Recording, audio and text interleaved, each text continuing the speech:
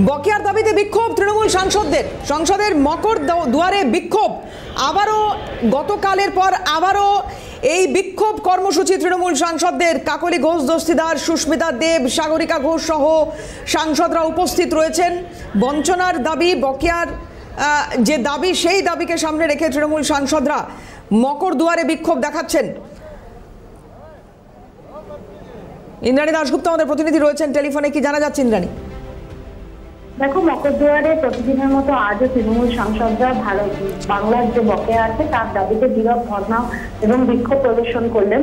দোলা সেন, কাকলি ঘোষ দস্তিদার থেকে শুরু করে তৃণমূল কংগ্রেসের সমস্ত সাংসদরা এখানে উপস্থিত ছিলেন এবং এই বৈঠকে মূলত এই যে ধর্ণা অনুষ্ঠিত হলো, এই ধর্ণাতে মূলত বাংলার বকেয়া অবিলম্বে দিতে হবে। বাংলার মানুষরা টাকা পাচ্ছেন না, তাদের যে প্রাপ্য টাকা সেটা অবিলম্বে থাকতে হবে কেন্দ্রীয় সরকারকে, এই দাবি তুলেছেন সাংসদরা। ধন্যবাদ ইন্দ্রাণী। কথা বলছিলাম, ইন্দ্রাণী দাশগুপ্ত ছিলেন টেলিফোনে। দোলা সেন কি বলেছেন শুনবো। জানেন যে বাংলার 52,000 কোটি টাকা এমজিএনআরইজের ডিউ, সব মিলিয়ে 2 লক্ষ কোটি টাকার ডিউ। আমরা বলা সত্ত্বেও বারবার শ্বেতপত্র প্রকাশ করা হচ্ছে না, টাকাও দিচ্ছে না। 2 বছর, 3 বছর, 4 বছর, 5 বছর চলে যাচ্ছে। তাই প্রত্যেক দিন হাউস শুরুর আগে আমরা প্রতিবাদ করি। এআইটিসির তরফ থেকে আমরা এখানে লোকসভা, রাজ্যসভার এমপিরা প্রতিবাদ করি। আজকে আমরা একই প্রতিবাদ করেছি, মৌন।